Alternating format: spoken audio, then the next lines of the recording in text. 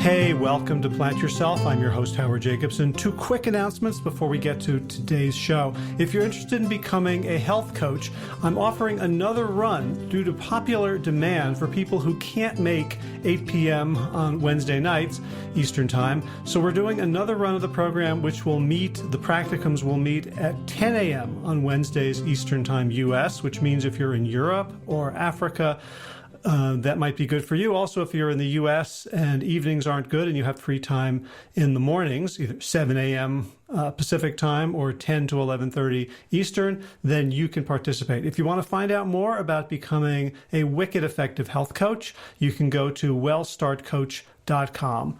Second thing is, if you're not aware of it, Josh Lajani and I have a book that is free on Amazon Kindle. It's called Sick to Fit. And if you just go to Amazon and search for Sick to Fit, you'll be able to download it for free and read it on any Kindle-enabled device, even a phone, smartphone, tablet, computer, whatever. All right, let's get to today's episode. This is the Plant Yourself podcast. I'm Howard Jacobson of plantyourself.com, WellStart Health, and Sick to Fit University.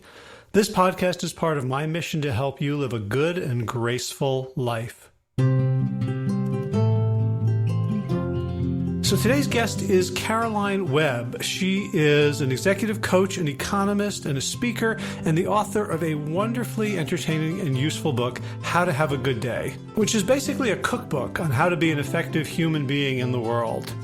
The book comes out of her extensive knowledge of behavioral science and its application in the real world. And this is, about work, about how to be effective at work, about how to partner with other people, how to give feedback, how to receive feedback, how to set boundaries and say no, how to organize your time, all that sort of thing.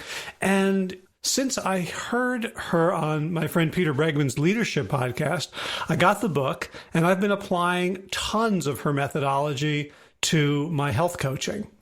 And so I wanted to talk to her specifically about how to apply her tools and recipes to the challenges that we face around improving our diet and lifestyle.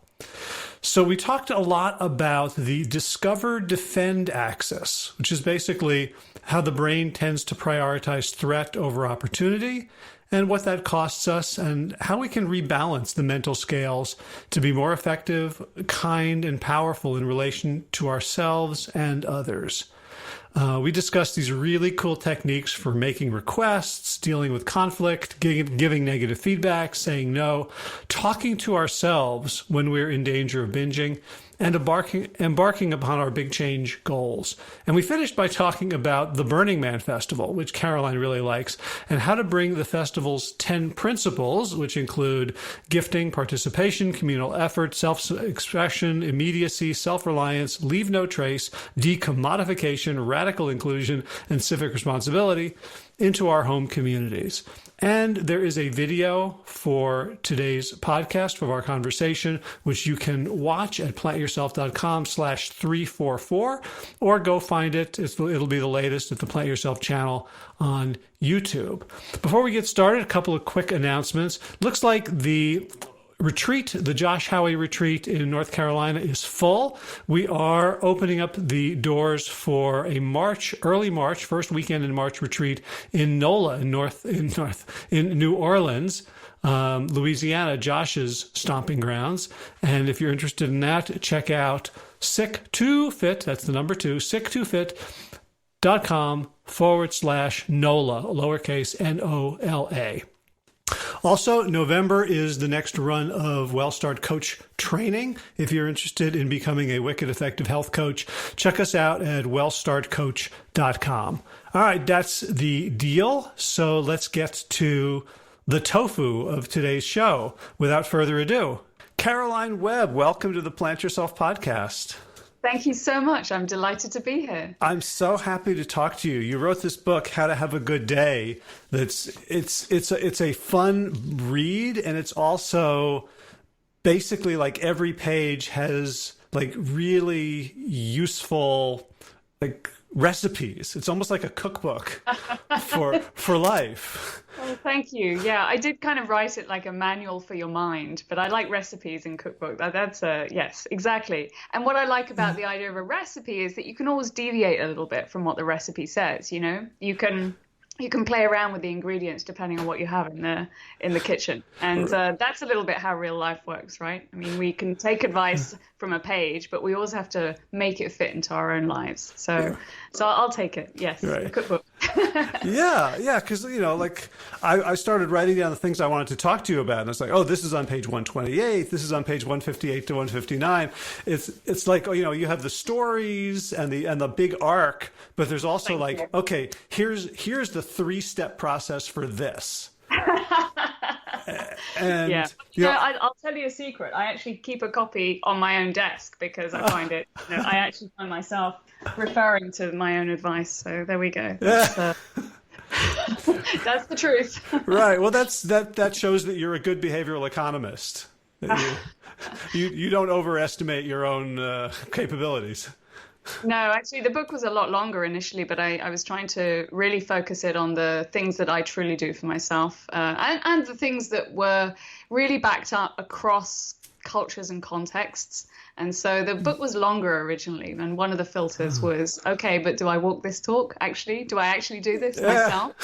So that took out a few pieces of advice that otherwise sounded great. Right. Oh my God. I'm trying to think of how long the book would be that I wrote called "Things You Should Do That I Don't."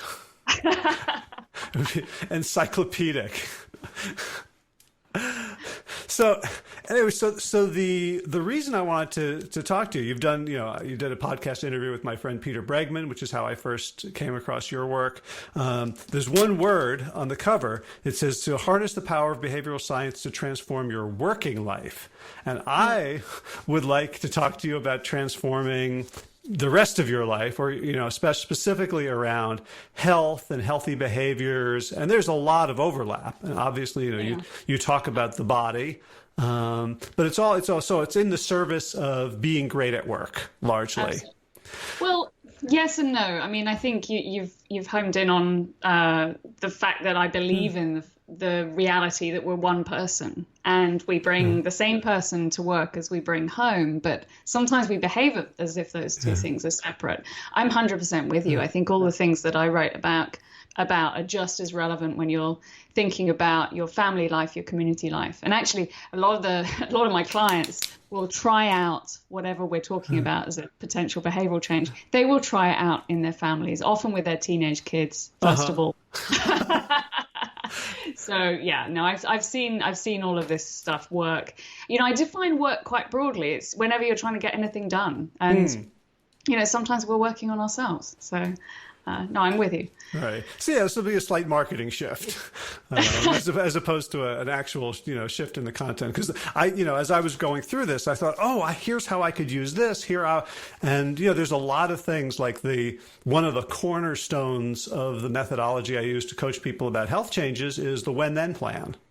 Right. Absolutely. Implementation intentions, they make so much difference. I mean, I'm sure you say exactly the same thing. 300% more likely to achieve something if you identify a really specific cue that reminds you when you encounter that cue, then you will do the wonderful behavior that you want to do. Absolutely. And it's one of the things that makes a big difference to me every day as well. Right. So you have, all the recipes, but you also have the first chapter or so is about the science. And, and so we talk about the three cornerstones upon which the whole book is built, but I especially want to talk about the defend, discover axis. Okay. But can you share the three, and then we can dive in.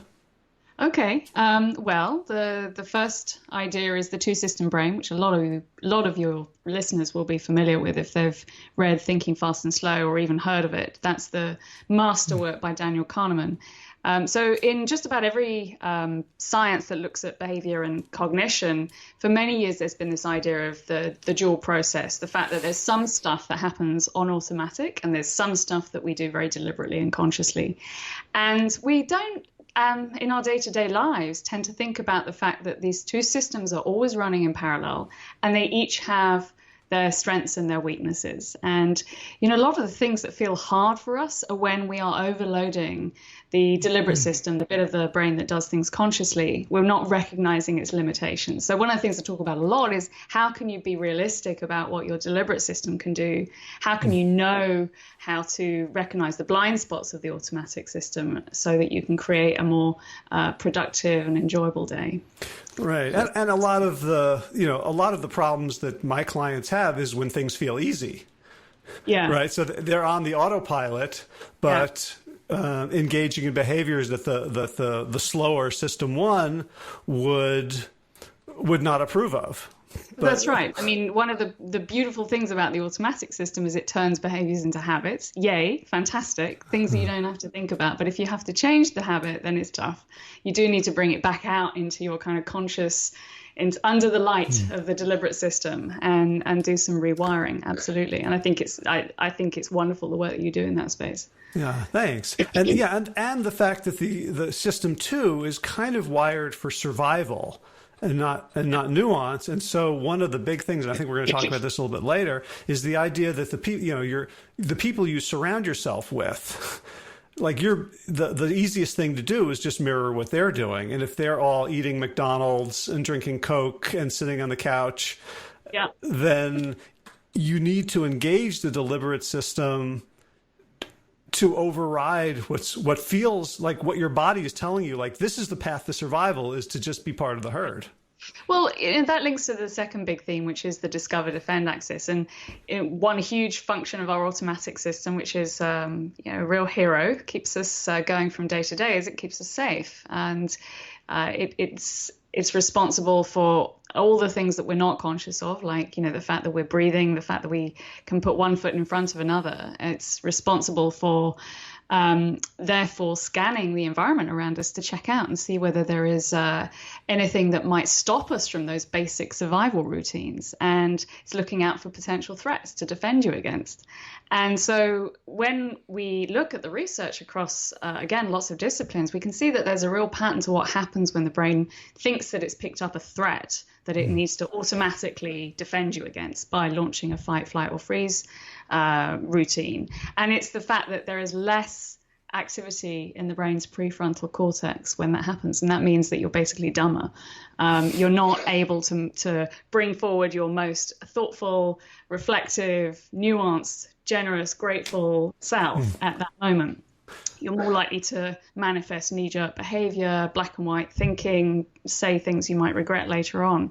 So when you think about the fact that your brain is constantly scanning for threats to defend you against and rewards also to seek out and discover, it's helpful to know that it's a really good idea if you keep your brain out of defensive mode and draw it towards what's rewarding in a situation. And that's really helpful when you're thinking about habit change, because there's a way of thinking about habit change which is beating yourself up for not achieving your goals.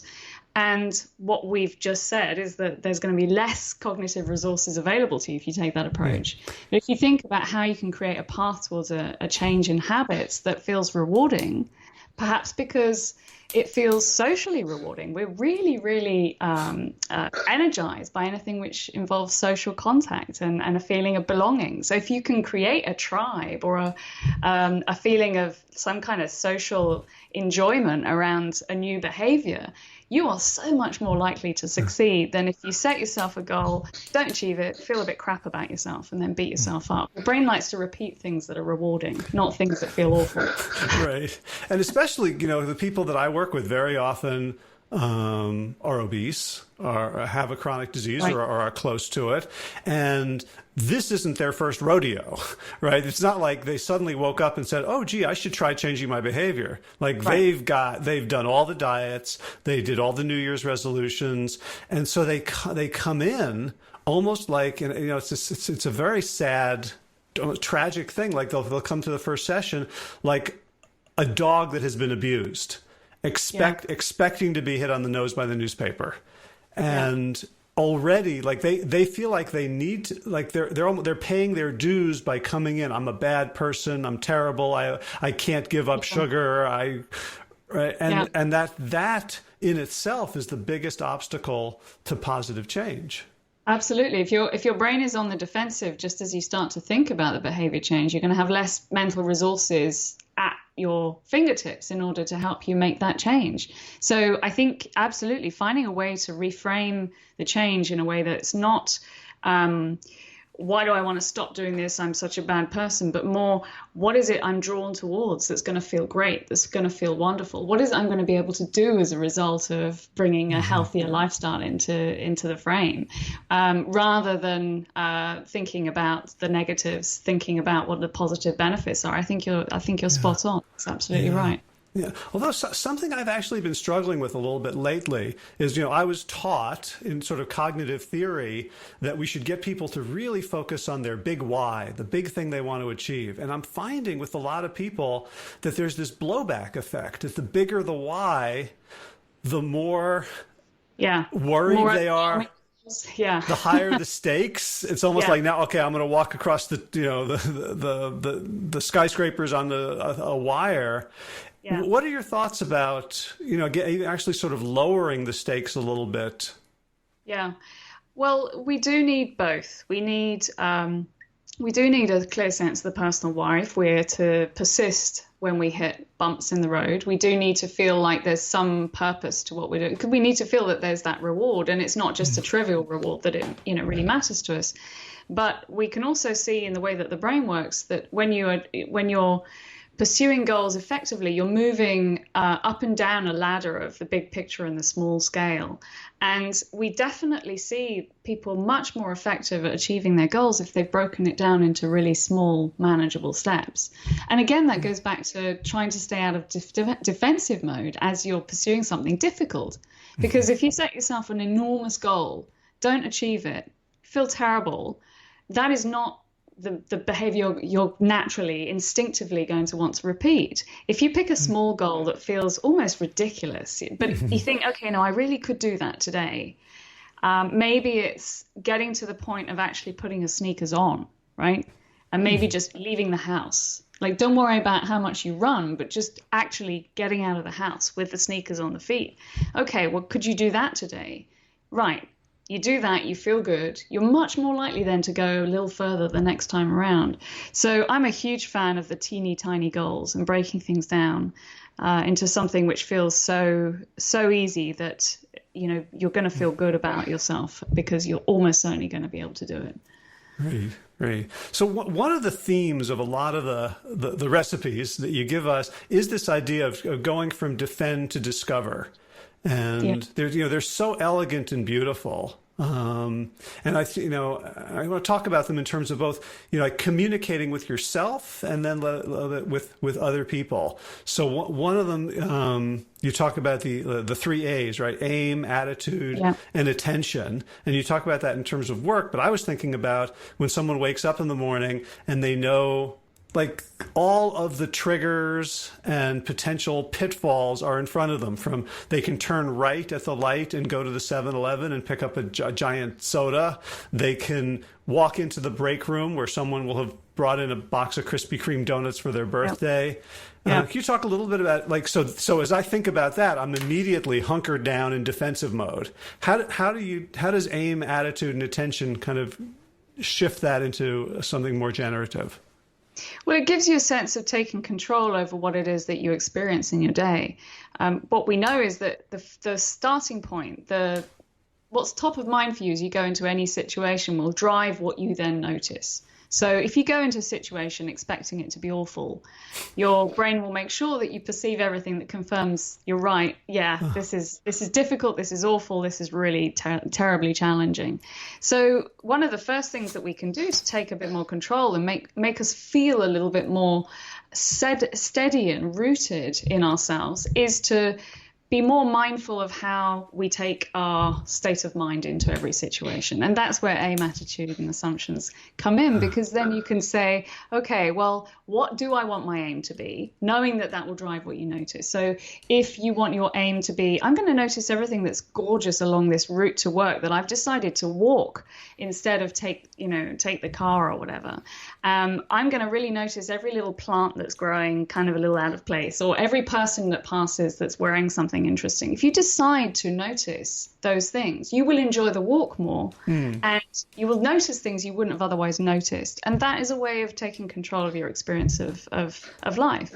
And it goes back to the fact that, your brain can't perceive everything all at once. It can only process consciously, deliberately, a certain amount. So you've got a bit of a choice over what you choose to notice in the day and what you choose to just filter out and ignore. And that's one of the most powerful things anyone can do, whatever the habit is you're trying to change. Yeah. And that's, you had a quote at the beginning of one of the chapters, I think by Jung, is that people will keep, whatever the unconscious drives your behavior, and then people will call it fate. Like I go for a walk in the morning and I don't tell myself, hey, look for all the litter.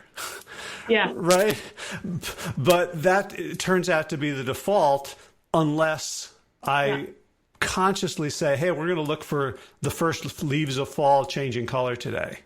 Yeah. And, back to your point about the power of taking small steps. I'm one of those people that did always find it really difficult to build exercise into my day. And so I found walking was the way to do it for me, because it felt like it was helping me get from A to B. And it was something that I could control and that was easy to do. But if I did enough of it, then it would, really add up and make a big difference. And so each morning when I was writing the book, I would go for a walk, and I would make it a little bit of a walking meditation. I'd look at my feet on the ground, and I would look at the plants, and I would have this sort of meditative space. It changed my way of walking, I will say, and when you're living in a big city like London or New York, you're surrounded by a lot of things on the street that are not always delightful. But if you look for the more delightful things, you're more likely to see them. Right. And, this idea of, it doesn't take very long to decide to shift a perspective, right? Like we think, well, I'm so busy, and I've gone through months and years without conscious control over my filters. Yeah. And yet you can, it takes a fraction of a second. Yeah. Right. The gorilla experiment that you cite in the book. Yeah. Well, there was the original gorilla experiment, which now, of course, the title gives away the secret, but where a bunch of people playing basketball in front of a bank of elevators, half of them in black t-shirts, half of them in white t-shirts. Halfway through the game, a gorilla comes on. It's actually a woman in a gorilla suit, and she beats her chest, and then she walks off.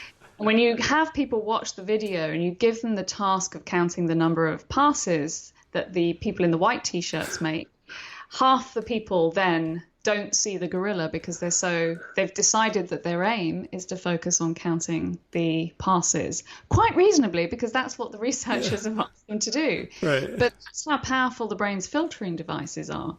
And so if we're capable of missing gorillas, if we're capable of missing such big things right in front of our field of vision, of course we can miss tiny things like a person smiling at us, or a chance to kind of go for a walk on a sunny day. Of course, we're going to miss little things like that if we haven't decided to look out for them. So that's why it's such a powerful thing to decide at the beginning of the day what you want to notice, where you want your attention to go. Yeah. So instead of saying, okay, I'm going to avoid all of the junk food and all of the temptations, to change the aim to, I'm going to seek opportunities to make healthy choices. And then that aim then spills over into attitude. Yeah, I like that.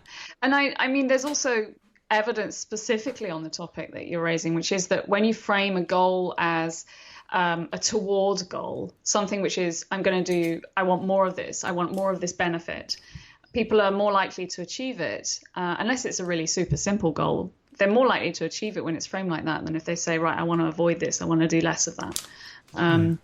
I think it is about the defensive, the shift out of defensive mode into discovery mode, as you start to think about this wonderful reward that you might get from pursuing a different behavior. So, yeah. Right. And you mentioned when you are in discovery mode and your attention then goes there, you said you literally become smarter. Well, yeah. So when you're in defensive mode, we can definitely see people in a brain scan have less activity in the part of the brain that's responsible for more sophisticated behavior. And, that's why, everybody listening to this, I'm sure, will have had a moment where you're put on the spot and your mind goes blank and you think, oh my God, I'm an idiot. No, you're not. Your brain is just diverting mental energy to a defensive response to keep you safe. So, it's not unreasonable to say right now there's a big threat to your self-worth and social standing. So, you need to focus on things that will keep you safe. It's just unfortunate that in the modern world that also makes our mind go blank or makes us blurt out something silly. But yeah, so the more you can get yourself refocused on the rewards versus the threats in a situation, the more that's been shown to help you achieve complex goals. If you're running from a burning building, fine, focus on the fire and getting away from it. But if you're thinking about creating a complex behavior shift that takes a little while to put in place, you're better off with a goal that focuses on the rewards. Right. Now, but at the same time, you're not saying that we should become totally positive, right? You talk about the value of mental contrasting. Yeah. So how do you, and which is basically like you think about the goals and then the obstacles that you're likely to encounter on the way to achieving them. How do you help people notice the obstacles without flipping back into defensiveness? That's an excellent question. Yeah. So research has shown that your real ideal goal setting routine is think about what the ideal situation is, then think about what might get in the way of it, then design yourself a little cue that will remind you what you're going to do to get over that little road bump when you hit it. So I think that when you start from a point of saying, okay, this goal is exciting, but it's manageable, then you're in good shape. If you pick a goal that's actually pretty bonkers, then you're more likely to end up with a slightly less robust hit rate. And that's been shown in the research too, that actually, much as we love to have the big, hairy, audacious goals, we do need to break them down so that we've got something that feels sort of achievable in the near term. So if you're starting with a goal that's kind of achievable, then you're less likely to get knocked off balance by saying, okay, well, what could get in the way? How do you help people know what to trust in terms of like sometimes I'll have a feeling like, ooh, this is exciting and I'm not quite sure, or I'm not paying enough attention to, ooh, this actually doesn't feel that good and I'm trying to override. You know what I'm saying? Like how do you guide people to a good internal GPS about that sort of thing? Can you give me an example? Yeah. So I have, this goal. I'm going to run a 50-mile race in a couple of months. And like, ooh, I'm excited, or even anything like, oh, I want to, here's a business opportunity. And like, ooh, I should do this, but also there's this feeling. And I'm so used to overriding those feelings that I might not notice or not want to notice that it's a little bit of, ooh, this doesn't, like the sort of like helping people parse and weigh intuition and thought. Yeah, it's a good question. I think that one of the things I learned in my 20s was to stop holding on to goals beyond the point where it was reasonable to pursue them. I was so focused on like setting a goal and then achieving it that I wasn't really attending to how things felt here and now. I was so fixed on one idea of what my career should be, which was working as an economist for global organizations like the IMF or the World Bank. I don't know. I really had this sort of very fixed idea of what it was like to be, to contribute what my career should be. And it took a while for me to acknowledge the fact that I didn't actually much love academic economics as the subject stood right there and then. And so, I know sometimes there is this tension between a big goal that you've held for yourself and then the reality of how it feels on the ground. I think, there's no single answer, no simple answer. I think you just have to start to develop some self-awareness so that you can keep track of how something is feeling from day to day. And if you notice that really something is not getting better, then you might say to yourself, okay, so what is there in this goal that I truly love and that I really want to hold on to and that still feels right to me, given my strengths my sources of joy and passion and so forth. And what is it that I might choose to let go of? But then, if you're actually taking a moment to journal at the end of each day and reflect on what was good or what was bad, you might notice that it's just on occasions that you start to feel a bit about you might notice it's actually, I don't know, maybe it's always Mondays. Maybe it's always the days when it's raining. You might start to see another pattern. So I think it is about developing self-awareness and starting to be as analytical about yourself as you are about, I don't know, presentation you might make at work. So I have a weird question for you, which is, you mentioned like when you were writing this book, you'd go for these walks. I'm in the middle of a book by Barbara Tversky, Amos's widow, called Mind in Motion. And she's talking about like how movement is the basis of thought. Did you find when you were walking that you had a different relationship with your mind? Yeah, yes. And there is so much evidence out there on the way that physical activity boosts our focus and our mood so quickly. I mean, as you know, all the the work on the way that it affects the neurotransmitters in our brain, where it boosts blood supply to the brain. And I did find that exactly. In fact, I would say that I deployed it. I had a really rickety elliptical trainer, which was so cheap and barely held together. But it was what I had, and I had it in the, in my home, and I was working from home, working on the book. And so if I got stuck, I would actually deliberately get on the elliptical trainer for 15 minutes. And then I would notice that my mind was clearer, and then I'd be able to find the way through. So yeah, 100%. Absolutely. That's great to know, because I have this intuition. It wasn't really research based, but that like when I try to help people lose weight, the science is all about, it's the food. The exercise doesn't matter very much. It's maybe 10 to 20%, but it's really the food choices. And yet the people who took up exercise did much better behaviorally. Yeah. Well, I think I think all the research suggests that that's absolutely right in terms of managing the stress of a behavior change. We see that moving physically will help with, it doesn't even have to be intense exercise, although there's lovely evidence around high intensity interval training. Mm-hmm. I became very interested in studies that showed that really even quite tiny amounts of aerobic activity, a few minutes walk here or there, started to show some benefits in the way that, we feel about ourselves and our ability to focus and to retain information. So, I think back to the thing you said right at the beginning as well about small goals. Yeah. 2 minutes is better than nothing. 1 minute is better than nothing. Right. 30 seconds is better than nothing. Right. And mathematically, you can add the word infinitely to all of those. Yeah. No, absolutely. So I think that while food may be so much part of the story for the people that you work with, exercise is working on something else. It's working on your mind. It may also be working on your body for certain people, depending on what their starting point is. But yeah, it's a mental tool for me, for sure. So one of the tools that you share that I find really hard to use, and I try to use it because it feels so counterintuitive, is the positive no. Oh, yeah. And you talk about the positive no in terms of like other people. I try to do it with myself as well. Can you describe the positive no? Because it's like, however people will use this, it's such an amazing tool.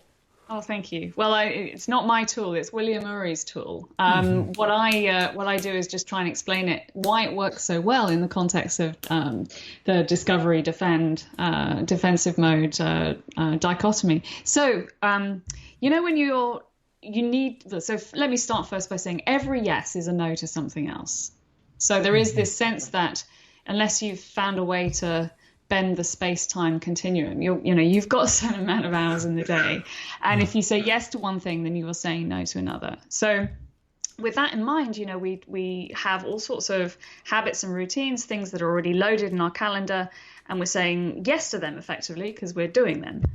And to say no, we often don't like saying no to people because we feel like they're going to be upset with us, and we're going to come off as a bad person. Well, it's the same as saying no to a donut. That's cool, right? That's Like cool. in this moment, yeah. I don't want to feel the discomfort of that conversation. Right, and and imagine that the donut has a little soul, and and you don't want to say no to the donut, and then oh my god, so we often avoid saying no to things that feel easy to say yes to, even when we want to say no to them. So the positive no says, counterintuitively, instead of starting with the no and saying, oh, I'm so sorry, donut, I can't possibly eat you, like I just, you get wrapped up in your sorry and the negativity of that. Instead, you start by reconfirming to yourself and also the person you're speaking to what it is you're saying yes to. I mean, first of all, you thank them for the request if it's a request that's come in from a real person rather than a donut. Right. So maybe let's not confuse things with a donut yet. So, I don't know. I'm loving it. I'm really loving it. So somebody had just, somebody's written to me and asked me to be on a panel to review all the applications to speak at next year's conference. Yeah. And I'm thinking, oh, that would be fun. And then I'm thinking, that will be hell. Right. Yeah. So and maybe there's a specific meeting that clashes with a time that you have started going to the gym and you're managing to kind of get that into your day. And then this request comes in. So first of all, you thank the person for the request. Right. And we often forget to do that when we're a bit stressed about saying no. And then we talk about what it is we're saying yes to. I'm making a commitment to building a healthier lifestyle and have managed to get into a routine which involves a certain amount of exercise every day. As a result, I'm having to reprioritize and rejig some of my calendar. And some of it's a bit awkward to do, but I'm trying to stay firm when I think about my goal. So I have to say I can't come to the meeting at that particular time. Then you think about, well, is there anything else I can offer? And frankly, even just saying, I hope you understand. I hope, let me help you find someone else to kind of take on this role can be enough. But the point is to, instead of leading with, I'm so sorry, I can't do this, you lead with, I'm making a positive decision at the moment to spend more time trying to, get my health in order. You lead in a different way with yourself. You make yourself feel more in control, and you also help the other person focus on the positive goal that you're pursuing first, before hearing the negativity of the fact that they can't have you exactly when they want. And my experience with this is that what you're doing is effectively taking both of you out of defensive mode a little bit, because you're reminding yourself what you're aiming for, and you're actually making them think, oh, that's really great that they're actually trying to get fit. Yeah, because one of the things I realized is when I say no the usual way, and my defensiveness often feels like bullying.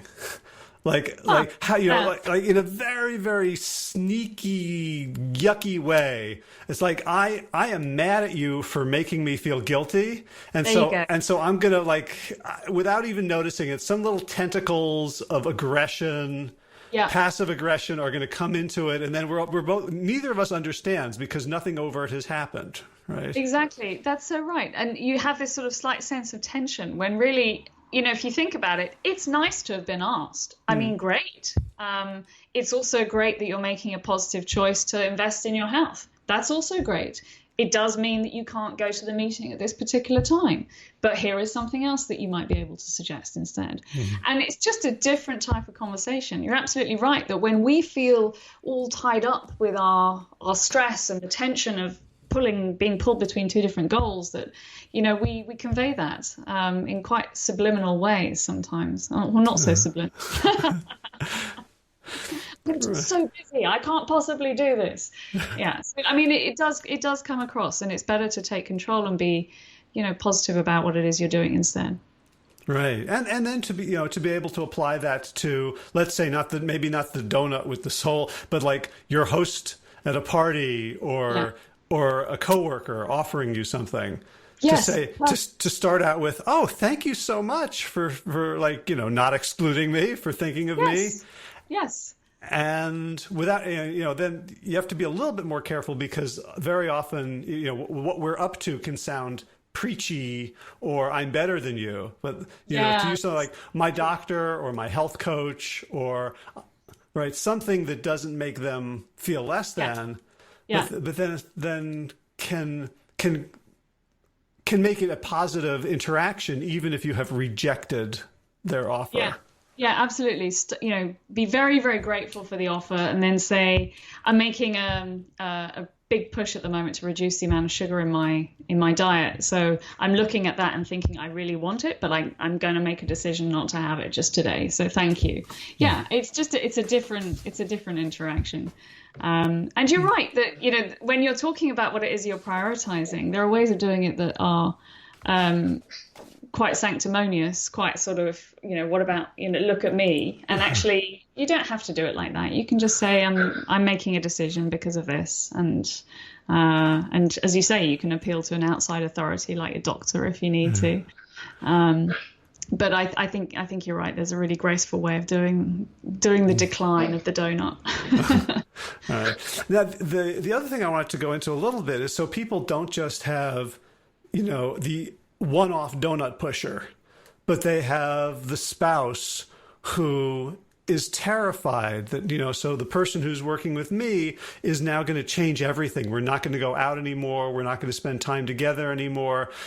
Right. Our relation, I feel threatened in our relationship. I feel threatened that you're going to look at my food and think that I'm a terrible person. And so there you have these techniques, like one of them I love is to sort of find common ground. Yes, absolutely. Right. This is one of my favorite. Yeah.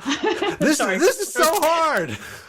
Yeah, I love it though. It works so well in so many different ways. So when we disagree with someone or we're pointing a little bit in different directions, it's so easy for the small difference that is between us to overcome everything in our relationship. And one of the most powerful things you can do is to start by articulating the other person's point of view as if you really like it. And then to outline... as if you really like it. As if you really like it. So they couldn't put it better themselves. You know what's hilarious is it says it that way in the book, and I never saw that. Oh, isn't that funny? There's your gorilla. Yeah, you just surprised me by saying that. Yeah. All right, so I have to take it up a notch. I take my own advice, though. Yeah. So yeah, as if they couldn't put it better themselves. So, you can talk about the fact that suppose I want to give up alcohol for a while, but I don't want to impose that on everybody else around me. So you might say, I know you probably feel that, as I'm about to give up alcohol for a while, I might become very, very fixated on not having alcohol in my field of vision and not, and that, this might affect our comfortable winding down every evening.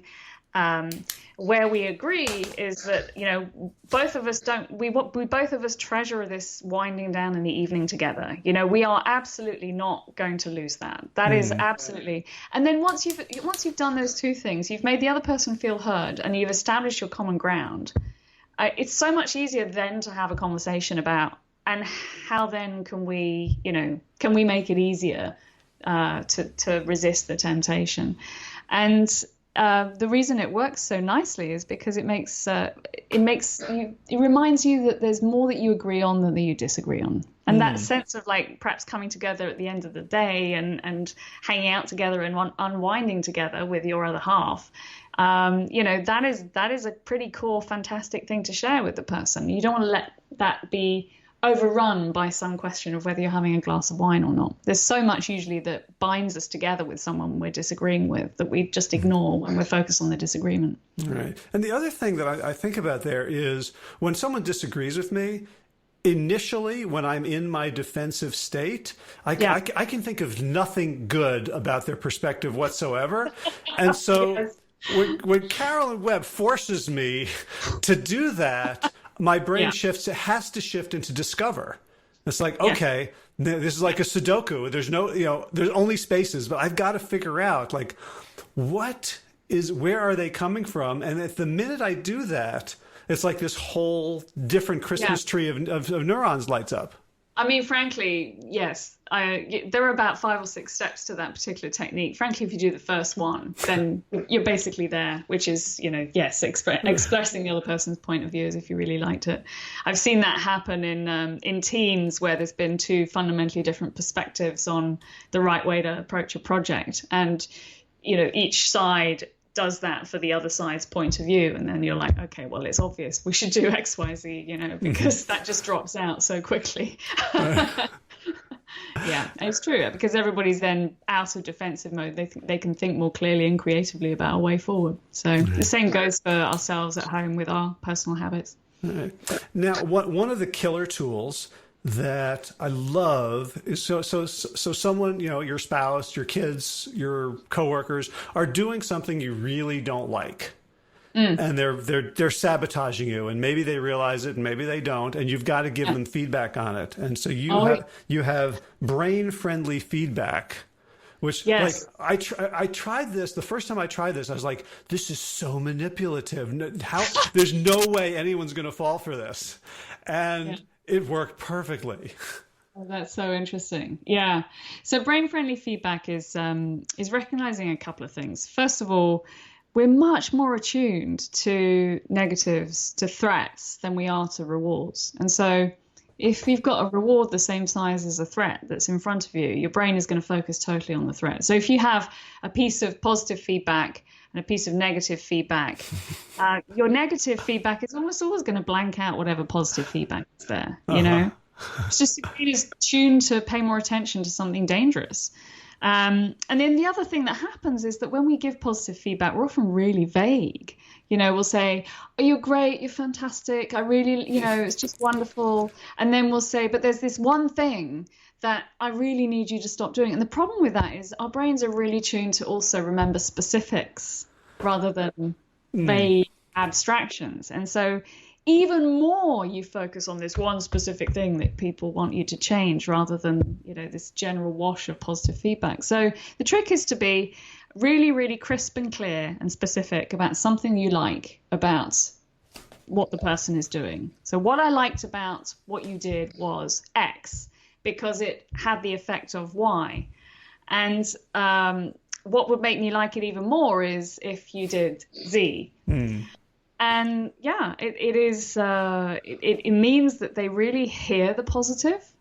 They're less on the defensive when they then hear something that you'd like to tweet. So how did you use it? Mind me asking? No, I used it with my kids. Yay. Excellent. And you could see how the wall didn't go up. Yeah, there you go. Right.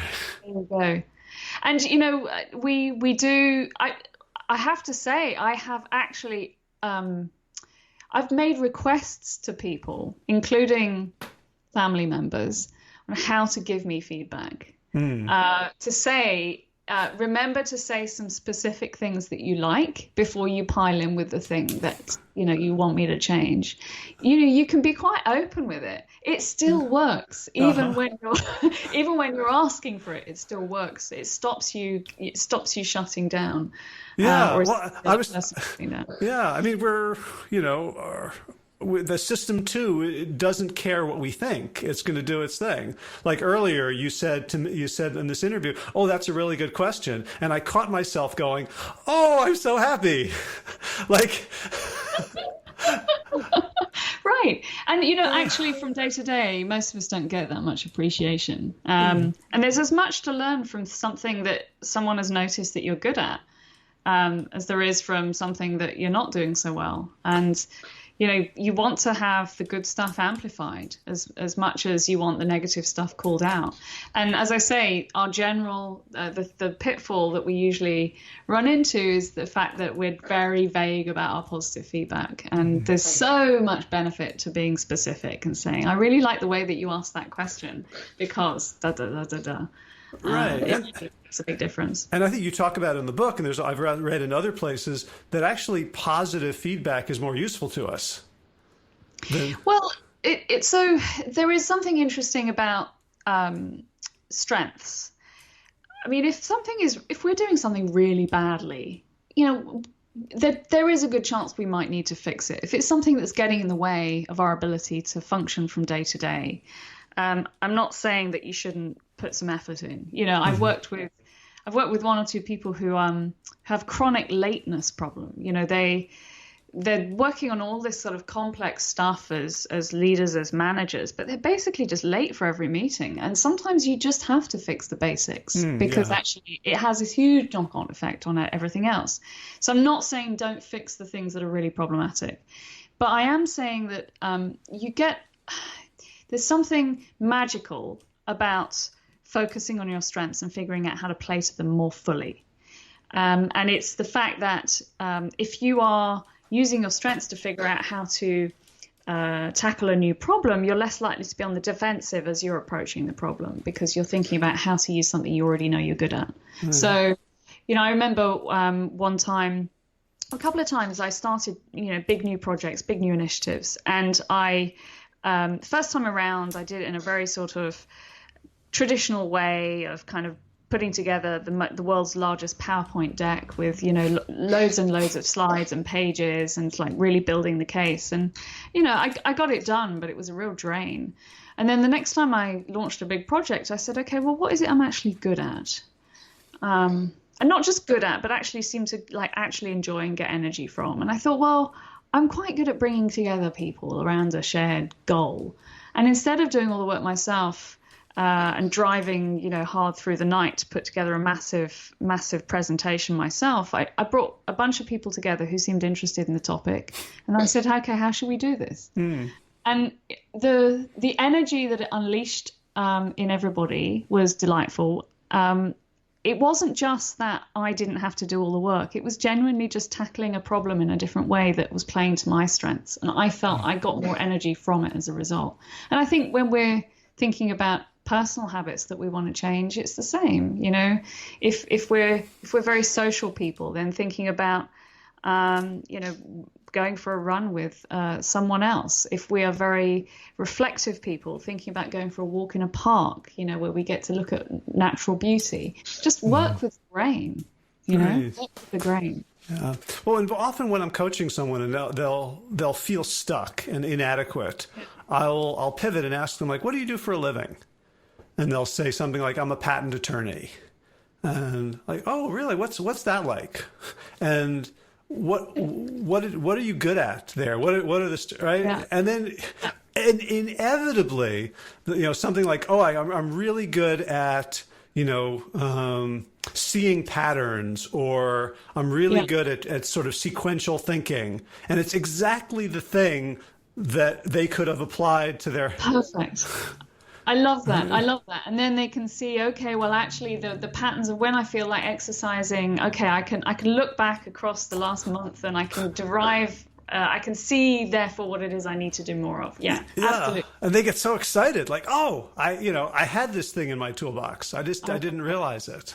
I love that. I love that. Absolutely. And I think that's just a great recipe, is just to think, okay, well, what do I think gives me, unusual amounts of energy that gives me, it could be a strength. It could be a sort of a source of joy, or a source of, sense of meaning and purpose. And think about how you can connect the difficult thing to that strength, or that joy, or that cause that you care about, and you're just lighten the load on yourself quite significantly. Right. So I got a couple more recipes, and then I want to talk about Burning Man. Okay. So one thing I found really, really useful is with clients is affect labeling. Oh yeah. Right. So what is it, and how do you use it, and why does it work? So affect is psychologists' word for emotion, so feelings. And the power of it is that when we label how we're feeling, if we do it crisply and not in a way that, is a wallowing kind of labeling, but we say, okay, I'm feeling frustrated because I was getting really good at getting on this kind of going for a walk in the morning routine, and then last week I fell off the wagon. and you name the frustration. And you name the reason that it makes you feel frustrated. I thought I was doing great, and now I wonder whether I've got it in me. Just taking a moment to acknowledge that in you and notice it. It quietens down your mind. It tells your mind that, okay, I've got the message. And it makes it easier for you to then move on and think about solutions. And that's not just fine words. You can see, again, in a brain scan, you can see, you can measure people's stress markers, like the sweat on their hands or their pulse rate. They're less stressed about a situation if they've labeled it and named it. And that's what we call it, isn't it? In everyday life, we say naming it. One really nice way of doing it is taking a piece of paper and just writing out. I feel really frustrated because usually by the time you've got to the end of the first 3 sentences, you're feeling a bit more chill and a bit better able to see the way forward. Yeah, it's almost like you're allowing some part to speak that was worried that it wasn't being heard, right? Like the baby is crying and nobody picks it up, so it's going to cry louder. Yes, yes. But you're also separating from it a little bit. It's almost like system 1 is looking at system 2. There's like a distance. Yes, and distancing in itself has been shown to be a great technique for reducing stress, which is to say, okay, what am I going to think about this when I look at this from a different perspective? Whether it's like, what am I going to think about this when I look back on this in a year? What would I think about this if I were my, wisest friend looking in on this?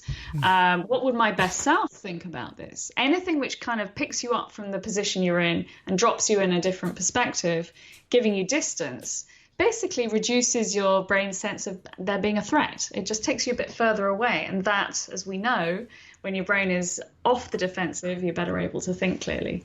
So absolutely, these techniques are really fantastic when people feel like something's not going quite right. So something I haven't used yet, because I didn't remember it until I just reread the book, is talking to yourself. And I'm curious, like, because it feels intuitively like it'd be better for me to say to myself, oh, Howard, you're craving chocolate, as opposed to, I'm craving chocolate. Right? Like, how does that work? Yeah, no, I mean, but that's exactly right. So first person is, I'm craving chocolate. Then if you want to get some distance from that, you could say, oh, Caroline is craving chocolate because. And yeah, there are some funny little studies that have shown that actually just getting that extra degree of distance, has its own power.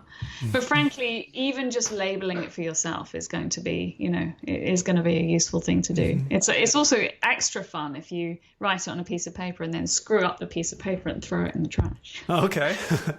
So is it something like your brain doesn't think it's in the line of fire? Yes, anymore? It's about reducing the sense of threat. It's reducing the immediacy of the sense of threat. And as you say, it's about saying, okay, I've heard you. I understand there's a problem. I've got it. I've heard you very much. That's how affect labeling works. And then distancing works by sort of physically removing you from your being the one in the line of fire. Absolutely. And I guess the part of the brain that does fight or flight or freeze really well doesn't do these other things very well at all. So it's almost like we're pushing the button to put our neocortex back online. Yeah, I think absolutely. What you're trying to do is reduce the sense of threat so that all of your prefrontal cortex can reboot. Now, a neuroscientist listening to that would say, no, that's not at all how it works. But we do. I mean, the crude message is basically there's less activity in the prefrontal cortex when we're threatened. When we can refocus, reduce the sense of threat and refocus on potential rewards in a situation, then we're able to think more clearly and more fully as we do when we're at our best. Gotcha. All right, so I want to finish with Burning Man.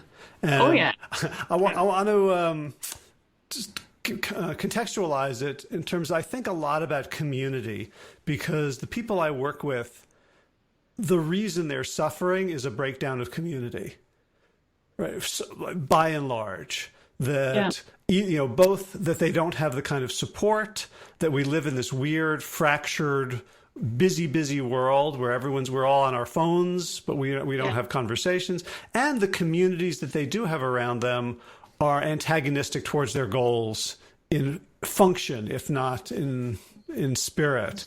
And so you wrote this piece about, first of all, you say you cop to loving Burning Man. And trying to recreate it without the sand and the desert and the climate,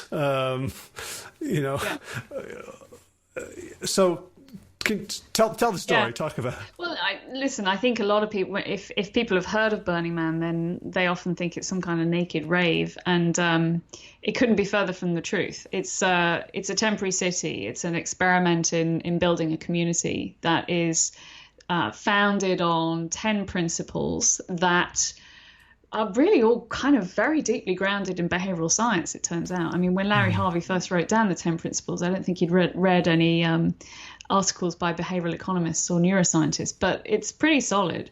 So principles like gifting, the fact that the idea is that it's not barter. You bring enough for yourself, but you bring enough to give. And, whether that's a helping hand, a pair of hands, when you see someone kind of trying to put up a tent, or whether it's bringing some multivitamins to give out to people to help them deal with the physical harshness of the desert. I mean, the point is to think about what it is that you can give. And of course, we know the evidence on that is really solid. It's one of the best ways you can boost your own well-being is to think about what can I give to other people. So, and there are 9 other of those principles that the idea is that the city is built around those principles. So it's a fascinating immersion in all the things that behavioral scientists say. In principle, this is how we can be most fully expressed as human beings, if we can live in that way. And of course, a Burning Man, there are any number of different versions of it, just like any city. There are people who do yoga all day. There are people who do ultra marathons all day. I'm not kidding. Really, this is the stuff that doesn't make it into the newspapers because it's not, it's not dramatic. But the truth is that there is, any number of different ways to live a good life. But there are some principles that do tie us together in a community that's strong and stable. Gotcha. So when I was rereading this, and I just finished reading Ursula K. Le Guin's 1974 novel *The Dispossessed*, which I don't know if you've read it. No, I haven't. But, yeah, it's I think she calls it like an ambiguous utopia. But there's this society that is basically Burning Man, gifting participation. There's no money. It's it's a radical anarchy. And what you like, okay, so that's science fiction.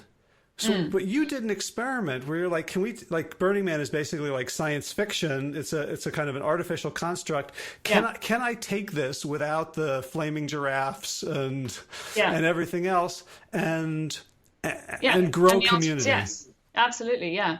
I mean, I will say Burning Man is not anarchy at all. It's incredibly well organized, but it's mostly done by volunteers. So there is this self-organizing aspect to it, for sure. Right, for and that's what that's how they define anarchy in this book, is that it's self-organized. Right. Well, that's interesting. Yeah, so it's the opposite of chaos. It's not chaos in general. It's extremely well organized.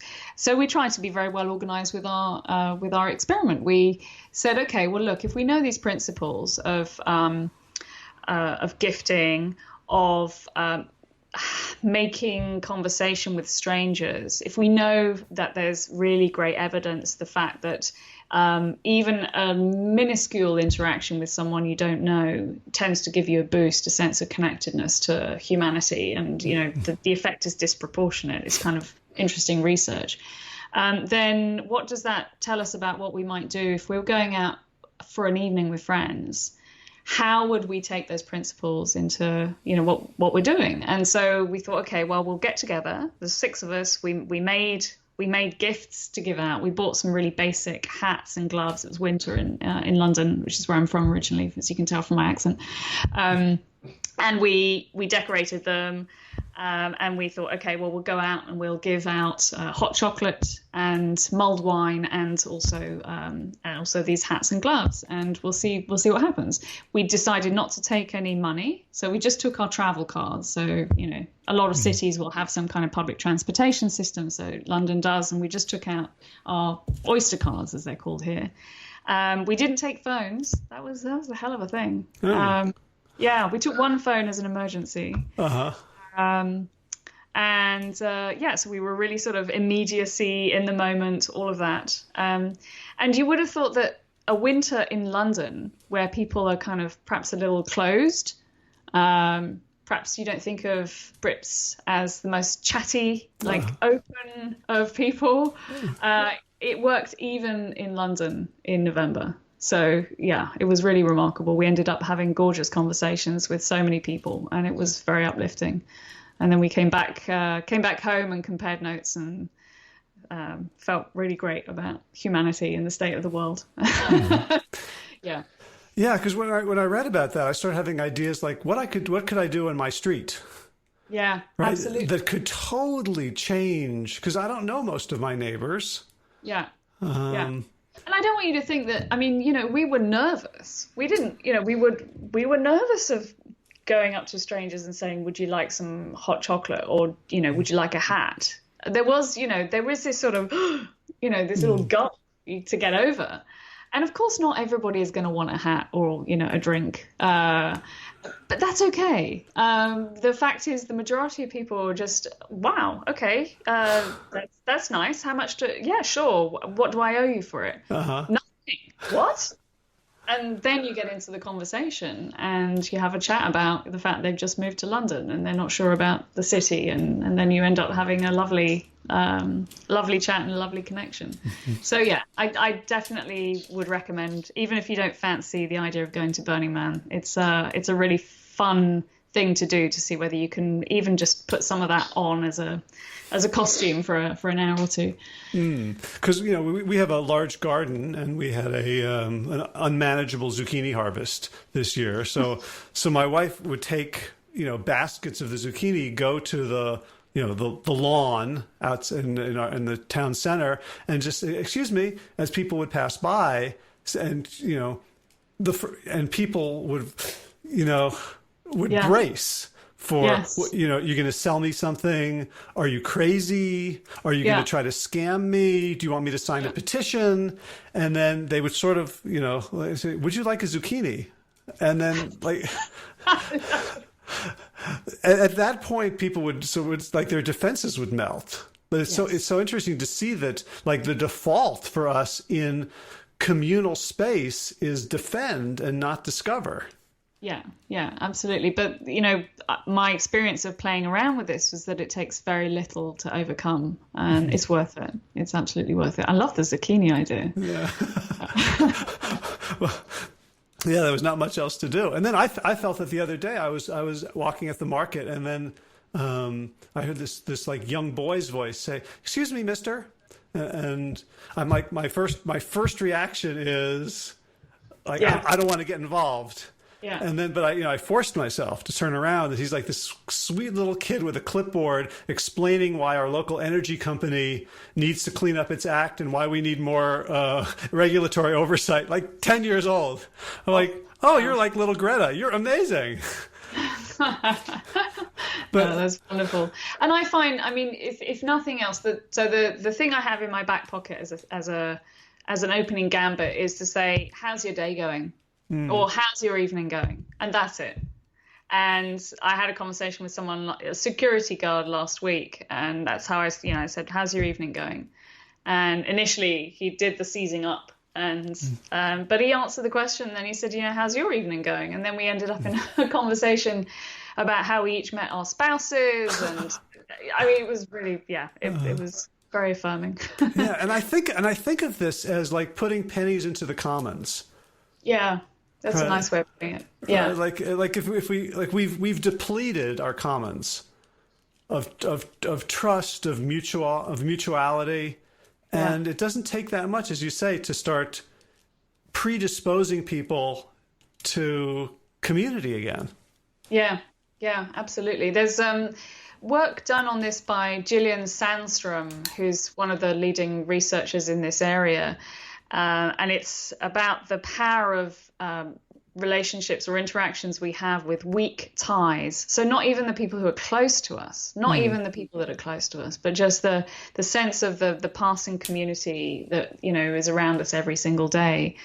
And she's actually got a scavenger hunt game at the moment, which people can look up and play if they want to try out some of this stuff of, playing around with being a little bold in talking to strangers for the first time. Oh, if you can find me the link for that, I'll put it in the show notes. Yeah, sure, absolutely. So, yeah. Speaking of show notes, the book is called How to Have a Good Day by Caroline Webb. If people want to follow you and learn more about you, where can they do that? Well, there's a lovely website which is called howtohaveagoodday.com, and they will find lots of resources there. Actually, if they click the resources tab, there's loads of articles on lots of topics, and actually a bunch of tools as well, which can be used separate from the book or in parallel with the book. So that's a really nice way to take a look. And if they're really curious about me, then they can go to carolinewebb.co. .co. Okay. Yes. Yeah, there are lots of Caroline Webbs in the world. CarolineWebb.com is oddly enough not available. So I'm like a kind of funky Silicon Valley startup. I'm a .co. Oh, okay. At least you're not a .io or something. Yeah, no. And what are you working on these days? Well, my day job is not that dissimilar to yours. I'm working with individuals and helping them thrive and helping them figure out how to be better leaders, in my case, to help them lead their organizations more effectively, but also manage themselves as professionals. So that's the work that I do from day to day. And sometimes I give workshops for larger groups of people and speeches to even larger groups of people.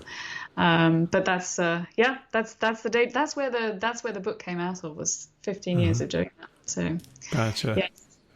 Great. Well, Caroline, thank you so much for the book. It is so helpful and empowering. It is like a cookbook for like a healthy soul. Thank you. That I'm going to write that down. That is a beautiful endorsement. Thank you so much.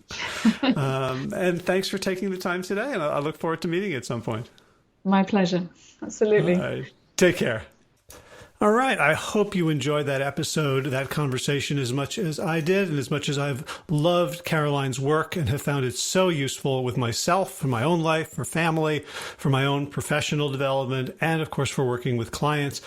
I recommend the book unconditionally. How to Have a Good Day by Caroline Webb. You can get it on audio. You can get the hardcover. Just do it. Just even if you just like look things up in the index when you need them, like a cookbook or a home repair manual. And it's great for the podcast when someone's book sales go up after being on it. That's something that I can then tell other authors to pique their interest in having a conversation with me. So if you'd like to support the mission of this show, the simplest way is to go to Apple Podcasts or wherever you get your podcasts and leave a review and some kind words. That helps the rankings, apparently, a great deal, so we can reach other people with this message. You can also become a sustaining member, I guess, a patron of the show, and you can do that at plantyourself.com. Just look for the Patreon link in the right sidebar, or search patreon.com for Plant Yourself. And an ongoing monthly contribution helps keep this show and pretty much everything I do free for everybody. You can also share this episode and others with friends and family and social media acquaintances. You can grab a screenshot, put it up there on Facebook and Insta-hoo-ha, and let other people know that this might be something worth their time. What else is going on? In the next couple of weeks, I got some interesting guests. They're actually WellStart coaches. And one of them, Elizabeth Bell, who I hope to be featuring next week, was actually a WellStart client. And she has an amazing story, which I captured with the intent of just turning it into a video testimonial. But we went on for quite a while, and the story is so inspiring and so instructive that I decided to turn it into a podcast episode as well. And following that, Ron Tibbs, who is one of our WellStart coaches and has an amazing life story, from the Marines to a policeman in California to various forms of addiction to pretty close to fatal liver disease, and back to where he is now, helping other people and living a vibrant life. So those two are coming up. Got a bunch of other ones in the hopper. I just recorded a kitchen video with Kim Campbell, who is the chef behind the Plant Pure meals, and that's going to be coming out in a few weeks, and lots more stuff. Well, what else is going on? Garden news. We had rain. We had our first day of rain in like a month a couple of days ago, and so things are looking greener. We got some buggies eating some of our new greens, so we'll have to sprinkle some diatomaceous earth on them, and hopefully the bugs have not learned about flip-flops, and so they will stay away so they don't cut their little buggy feet. In running news, slowly but surely getting back to the thing. I've been, for the last couple of weeks, doing once a week doing 800s, which is roughly almost exactly half a mile. And I'm trying to do them at an 8-minute pace. And last week I did 5 of those. This past week I did 7. And so I'll increase by 1 or 2 a week and hopefully be able to get to a time where I can run an entire 10-miler at an 8-minute pace.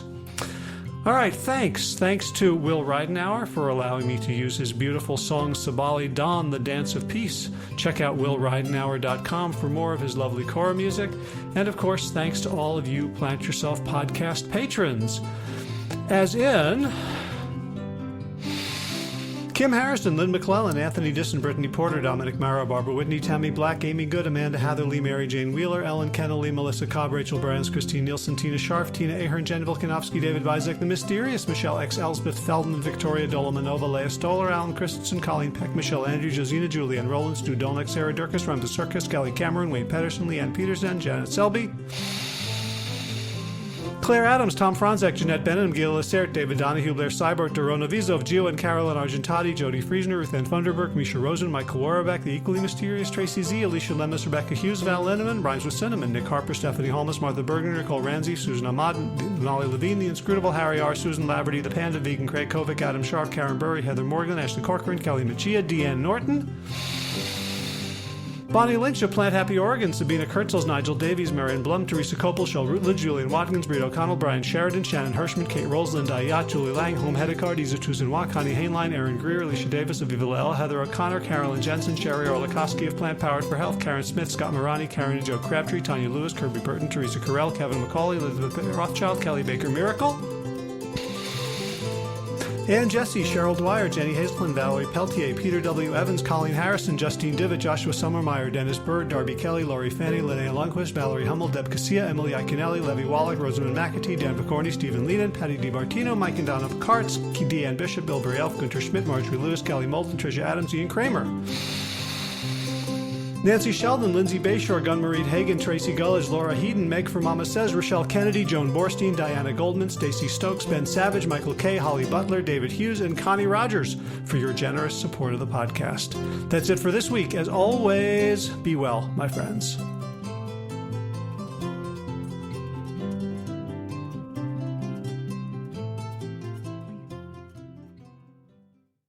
So if you appreciate the Plant Yourself podcast and would like to help support the mission of the show, there's a few easy ways to do it. One is to just go to wherever you get your podcasts and leave a review. Let other people know about it. Give us some stars. Give us some love.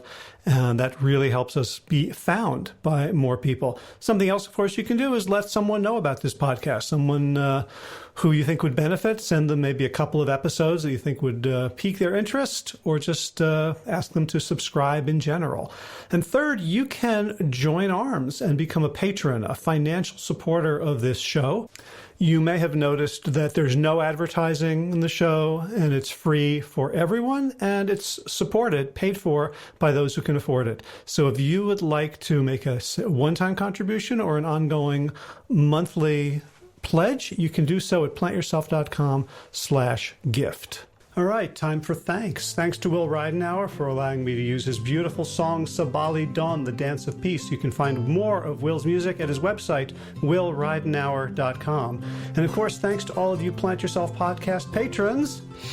Kim Harrison, Lynn McClellan, Anthony Disson, Brittany Porter, Dominic Maurer, Barbara Whitney, Tammy Black, Amy Good, Amanda Hatherley, Mary Jean Wheeler, Ellen Kennelly, Melissa Cobb, Rachel Barnes, Christine Nielsen, Tina Scharf, Tina Ahern, Jen Filikanovsky, David Bizek, The Mysterious, Michelle X, Elspeth Feldman, Leah Stoller, Alan Christensen, Colleen Peck, Michelle Andrews, Josina, Sarah Durkis, rhymes with Circus, Kelly Cameron, Wayne Pedersen, Janet Selby, Kara Adams, Tom Franzek, Jeanette Benham, Gil Assert, David Donahue, Blair Cyber, Torona Vizo, Gio and Carol Argentati, Jody Friesner, with Ann Funderburk, Misha Rosen, Michael Warbeck, the equally mysterious Tracy Z, Aviva Lael, Alicia Lemus, Rebecca Hughes, Val Linneman, rhymes with Cinnamon, Nick Harperson, Martha Bergner, Susan Amon, Molly Levine, the inscrutable Harry R, Susan Laverty, the Panda Vegan, Craig Kovic, Adam Scharf, Karen Burry, Heather Morgan, Kelly Machia, Deanne Norton, Bonnie Lynch, Plant Happy Oregon, Sabina Kurtzels, Nigel Davies, Marion Blum, Teresa Copel, Julian Watkins, Breed O'Connell, Shannon Hirschman, Linda Ayat, Colm Hedegaard, Isa Tuzawa, Connie Hainline, Aaron Greer, Alicia Davis, Heather O'Connor, Carolyn Jensen, Sherry Orlikowski of Plant Powered for Health, Karen Smith, Scott Morani, Karen and Joe Crabtree, Tanya Lewis, Kirby Burton, Teresa Carell, Kevin McCauley, Elizabeth Rothschild, Ann Jesse, Cheryl Dwyer, Jenny Hazelton, Valerie Peltier, Peter W. Evans, Colleen Harrison, Justine Divitt, Joshua Summermeyer, Dennis Bird, Darmy Kelly, Laurie Fanny, Linnea Lundquist, Valerie Hummel, Emily Iaconelli, Levy Wallach, Rosamund McAtee, Dan McCorney, Stephen Lehman,